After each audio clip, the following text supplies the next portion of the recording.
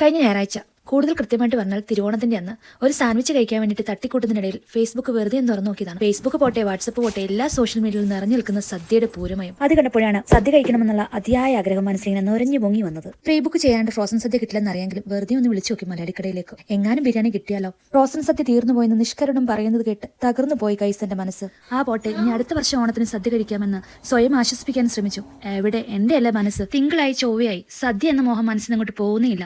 എന്നാ പിന്നെ സദ്യ നമുക്ക് വീട്ടിലുണ്ടാക്കിയാലെന്ന് ചോദിച്ചപ്പോൾ, എവിടെ നിനക്ക് വേറെ പണിയില്ല, ഇതൊന്നും കൂട്ടിയാൽ കൂടില്ല, ഇതൊക്കെ നേരത്തെ പ്ലാൻ ചെയ്ത് ചെയ്യേണ്ടതാണ്, പെട്ടെന്നൊന്നും പൊട്ടിമുളച്ചാൽ സദ്യ ഉണ്ടാവില്ല എന്ന് പറഞ്ഞു. കംപ്ലീറ്റ് നെഗറ്റീവോട് നെഗറ്റീവ്. ആരാ? എന്റെ ആൾ കെട്ടിയോൻ. മുഖം മാറി കണ്ണ് നിറഞ്ഞു കണ്ടപ്പോൾ പുള്ളിക്ക് മനസ്സിലായി സംഗതി സീരിയസ് ആണെന്ന്. ഓക്കെ, എന്നാ പിന്നെ നോക്കാം എന്ന് പറഞ്ഞ് നേരെ വിട്ടു മലയാളിക്കടയിലേക്ക്. പച്ചടി, കിച്ചടി, ഇഞ്ചിപ്പുളി, കൂട്ടുകറി, അവിയൽ, തോരൻ, സാമ്പാർ ഇതെല്ലാം ഫ്രോസൺ ആയിട്ട് കിട്ടുമല്ലോ, അതെല്ലാം വാങ്ങിച്ചുകൊണ്ട് വന്ന് ചോറ് വെച്ച് കൂടെ കഴിക്കാം എന്നായിരുന്നു എന്റെ പ്ലാൻ. ഞാനും ഇച്ചാനും ഞങ്ങളുടെ അവസ്ഥ കണ്ട് സങ്കടം തോന്നിയ പാവം കടയിലെ ചേട്ടനും ഞങ്ങൾ 3 പേരുടെ ആ ഫ്രീസറുകൾ ഫുള്ള് തപ്പിപ്പറക്കി നോക്കിയിട്ടും ആകെ കിട്ടിയത് അവിയലും തോരനുമായിരുന്നു. പിന്നെ പായസത്തിലുള്ള സാധനങ്ങളും ശർക്കര വരട്ടി, ഉപ്പേരിയൊക്കെ നുള്ളിപ്പറക്കി വീട്ടിലേക്ക് വരുന്ന വഴിച്ചായും പറഞ്ഞു, സാരല്ല പോട്ടെ, അടുത്ത വർഷം നമുക്ക് നന്നായിട്ട് സദ്യ ഉണ്ടാക്കാമെന്ന്.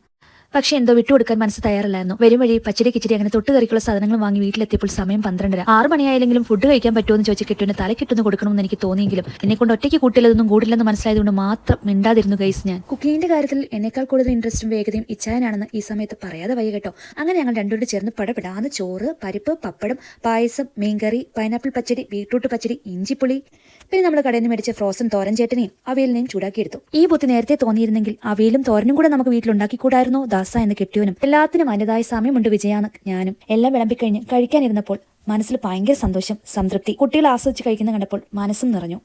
ഈ ബോളിയുടെ കാര്യം പറയാൻ മറന്നു. ബോളിയും നമ്മൾ ഫ്രോസൺ വാങ്ങിച്ചതാണ് കേട്ടോ. പക്ഷെ ആദ്യമായിട്ടാണ് ബോളിയും പായസവും പഴവും കൂട്ടി കഴിക്കുന്നത്. ഞാൻ കഴിച്ചിട്ടുണ്ട്, പക്ഷെ കുഞ്ഞുങ്ങളും ഇച്ചാനും ആദ്യമായിട്ടാണ് കഴിക്കുന്നത്.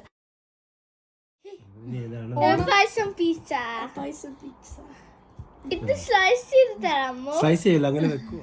2 കൈ ഉണ്ടല്ലോ, ഒറ്റ കൈ ഉണ്ട്. 3, 2, 1.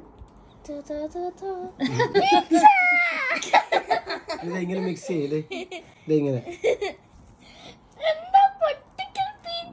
ഇങ്ങനെ പൊട്ടിക്കാ കഴിക്കുന്നത്. ഞാൻ എപ്പോഴും കുഞ്ഞുങ്ങളോടും എന്നോട് തന്നെയും പറയുന്നൊരു കാര്യമുണ്ട്.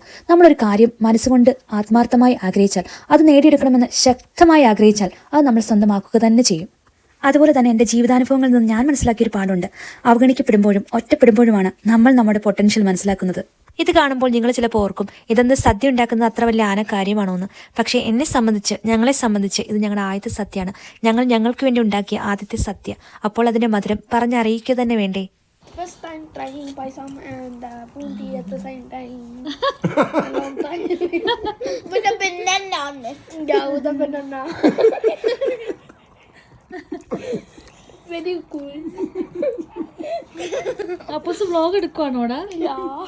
ഈ ഒരു സദ്യ ഞങ്ങൾക്ക് തന്ന ഫാമിലി ടൈം അത് ഭയങ്കര പ്രഷ്യസ് ആയിരുന്നു. ജീവിതത്തിൽ എന്നും ഓർക്കാൻ കുറച്ച് നല്ല നിമിഷങ്ങൾ, ഒരു പ്രത്യേക വൈബ്. എനിക്ക് നിങ്ങളോട് പറയാൻ ഇത്രയേ ഉള്ളൂ. വീട്ടിൽ അതിഥികൾ വരുമ്പോൾ മാത്രമേ നമ്മളെ ഒന്ന് ട്രീറ്റ് ചെയ്യണം. അതിനിപ്പോൾ ഓണമോ ക്രിസ്മസോ അങ്ങനെ വിശേഷ ദിവസങ്ങൾ നോക്കി നിൽക്കണമെന്നില്ല.